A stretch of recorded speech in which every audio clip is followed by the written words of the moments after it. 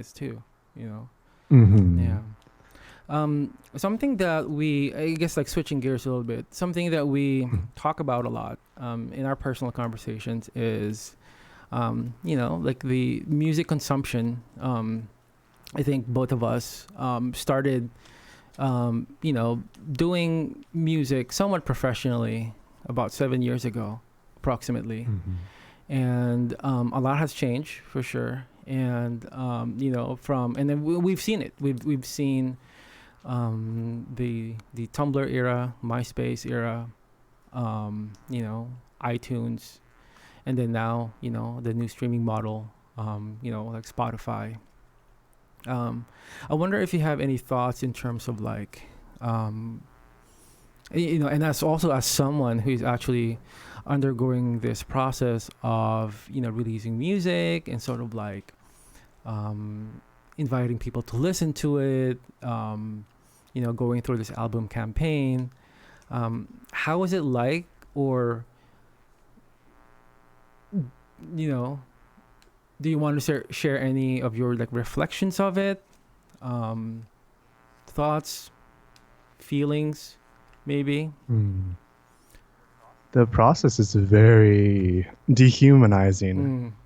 It really, when you get into the process of once you've made this thing and once you've made this art and you've been able to express yourself, but then having to market it and having to really put yourself in the position that many of us are in these days where we're working in very either independently or extremely small teams, is that you're putting yourself out there quite a bit in a way that often feels very forced and catered to a platform that has very much commodified and co-opted our sensibility of personal expression and personal feeling.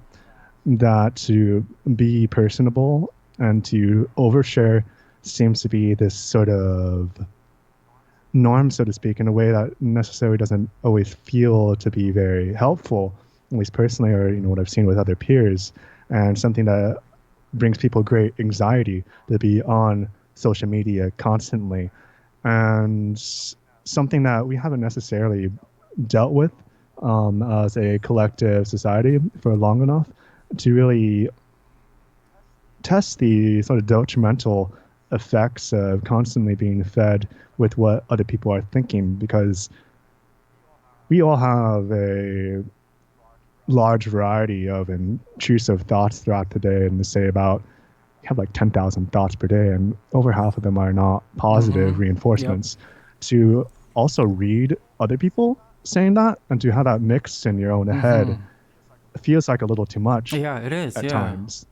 Yeah, so for many of us, being vulnerable and being vulnerable by putting your art out, it's a lot of conflicting feelings. And so this process, personally, is not the most fun experience of being an Yeah. artist. And Yeah.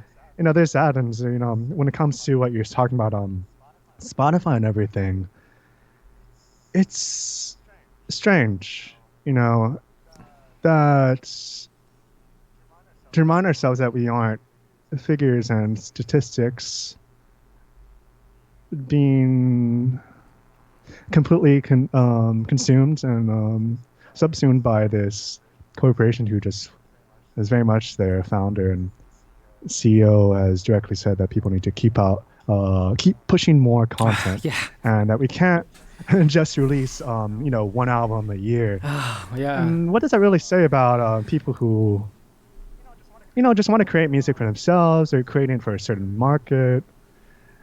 And music has always been driven by a format. The reason that we had very grand double LPs or Mm-hmm. certain CDs of certain amount of time allotted, or the way that a lot of music has been released, and we have shorter songs now, and that is much like the 60s. So when we had very short pop songs, there's all context where the music system is in place. And so before we were able to create longer, more drawn out things, because people would say you have to fill up this amount of vinyl, and this double vinyl is going to sell a lot more, so we have to create that. Mm. And it's very much the same kind of thing.